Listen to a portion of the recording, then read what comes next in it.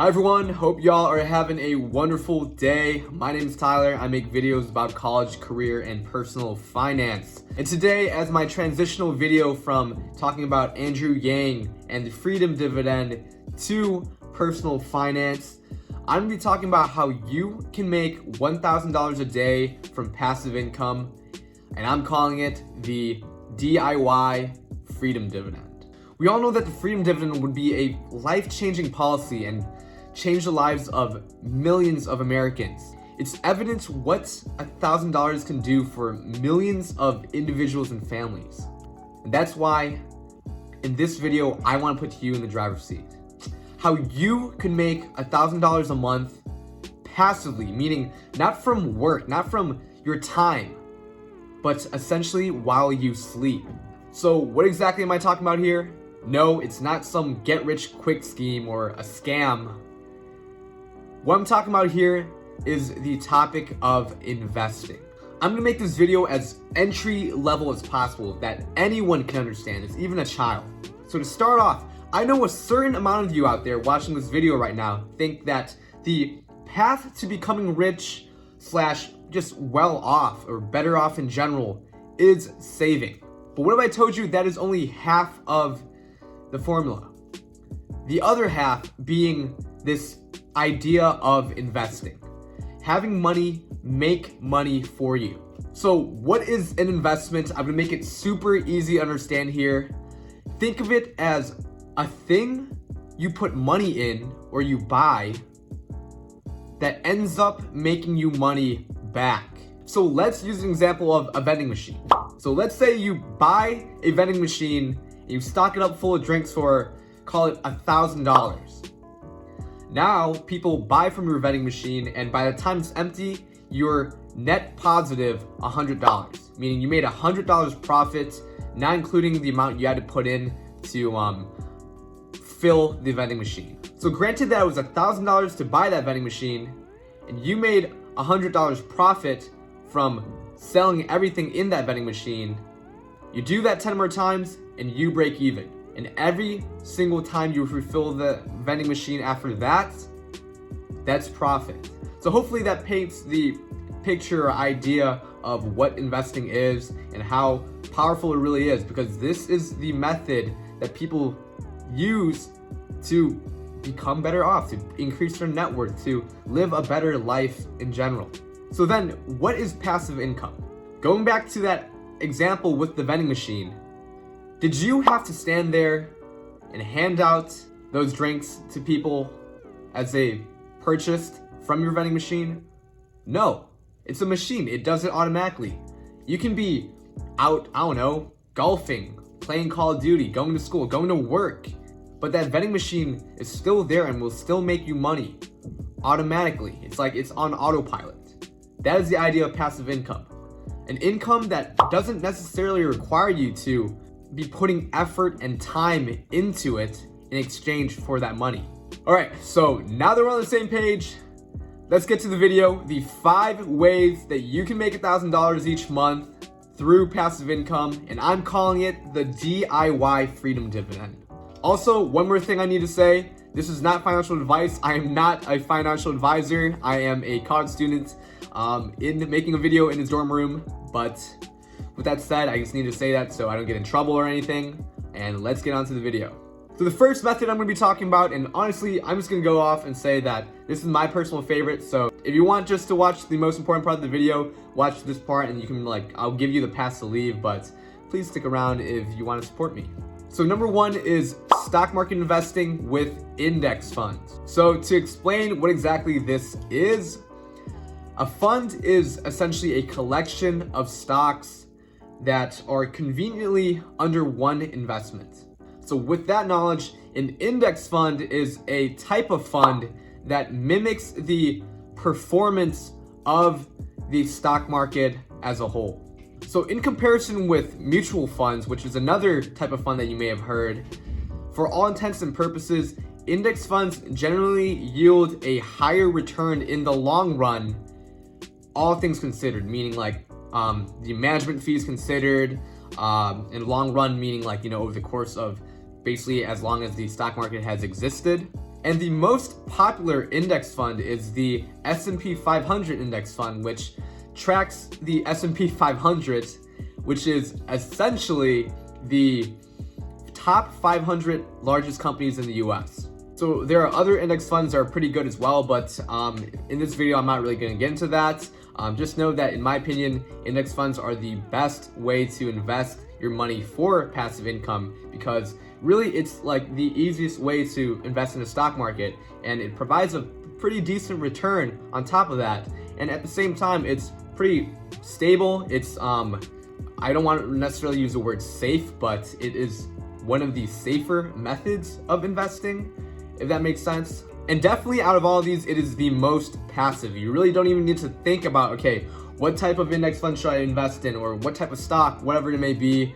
You just kind of like set up your account, make a direct deposit into that account every single month. It kind of averages everything out, so you'll be buying at low points and high points, and on average, you're gonna be getting a decent 8% return on your money. So index fund investing works well with this idea called the 4% rule, which is essentially you're allowed to take 4% of your money out of your account each year, and statistically speaking, you won't run out of money.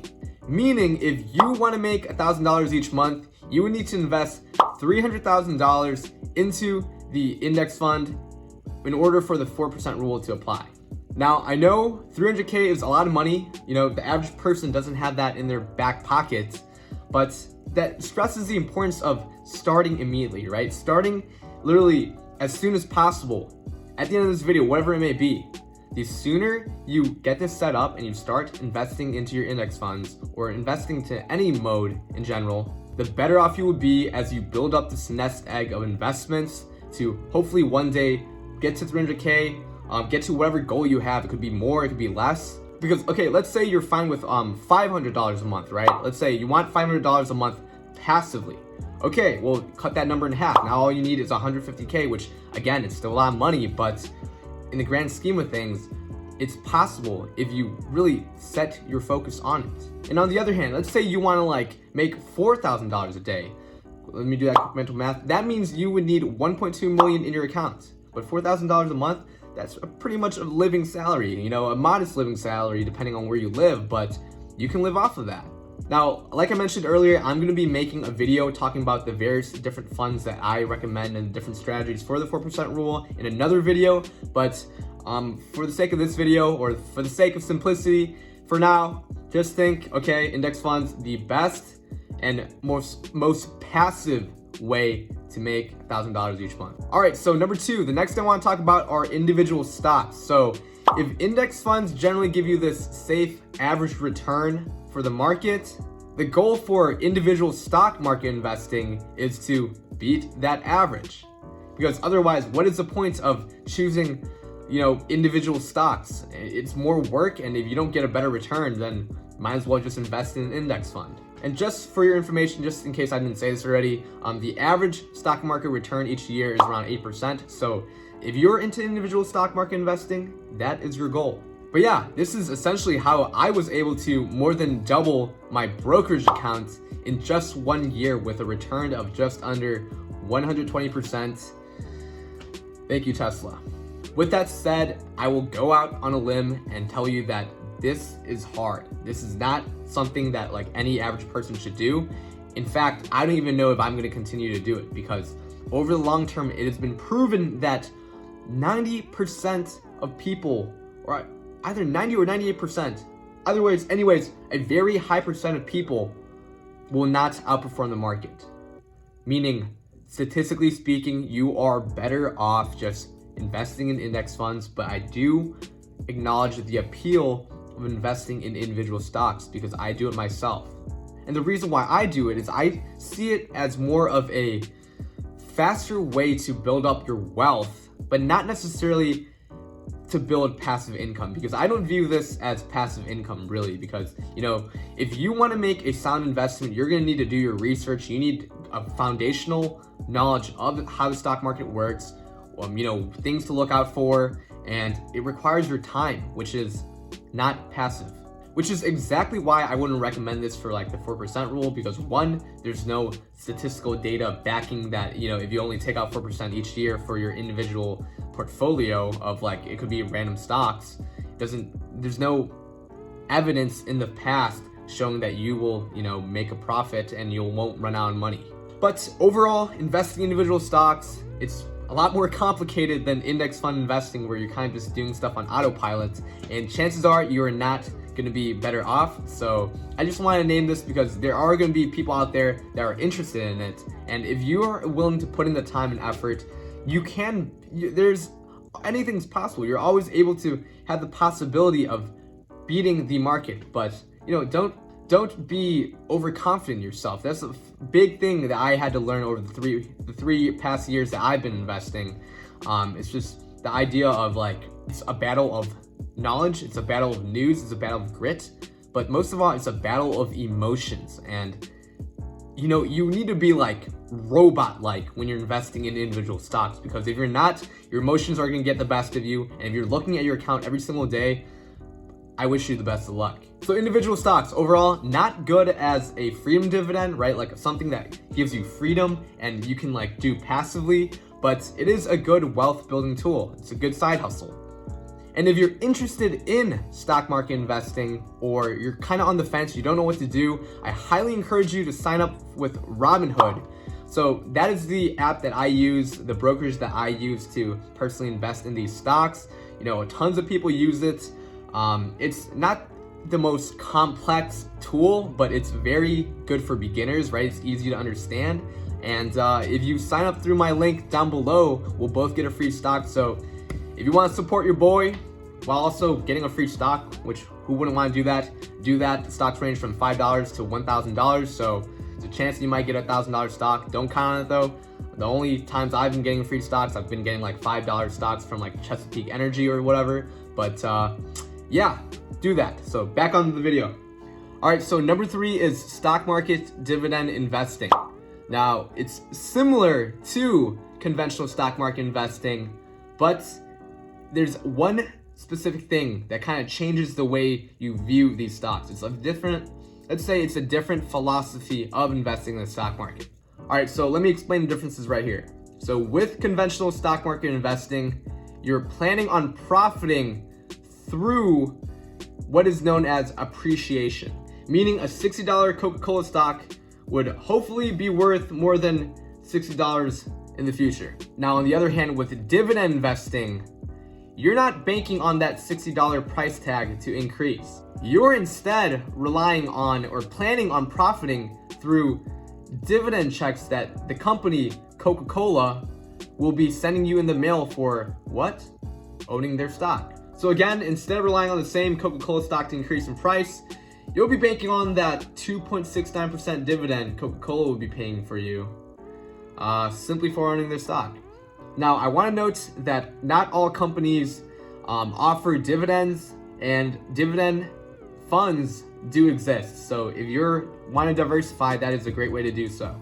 Also note that companies usually pay their dividends either quarterly or monthly. And lastly, it's important to mention that dividends aren't guaranteed. Companies do not, in fact, need or legally need to hand out a dividend. So with that, it's important to look at the history of each company and see if they've, ever stopped giving out dividends or start giving out some more. And for my own personal rule, I like to steer clear from any stocks that offer higher than a 6.5% dividend yield, because really you need to wonder how sustainable is that dividend in the first place, and can that money be better spent in like improving the company instead of just handing out to you? Hypothetically speaking, I'm not telling you to do this. Actually, please don't do this. But if you owned AT&T with that fat 5.44% yield, you would need $220,588 to make $1,000 each month for your DIY Freedom Dividend. Now, of course, if you're fine with $500 a month, cut that number in half. You will need to be invested $120,000 and $294 in order to be making $1,000 a month. Sorry, I lost my train of thought. Next thing I want to talk about is real estate investing. And I'm gonna be honest here, I don't own any real estate property. I don't have tangible experience in real estate investing, so I'm not going to talk a lot about this, but this is something I'm very interested in, and I would love to do this in the future. But yeah, let's get into it. Now, there are many ways to make money in real estate, but my personal favorite is simply renting out your place, right? Buying a property and renting it out. This way, you really don't need to worry about, okay, how the housing market is doing. Really, all you need to know is like, okay, what price did I pay for this house? Is it a good deal? Are rent prices, am I going to be net cash flow positive on these rent prices? And is the tenant that is living in my place a good one or not? And also, you need to consider that, well, depending where you live, this may make more financial sense than another place. But let's say, okay, I'm gonna read off my laptop here.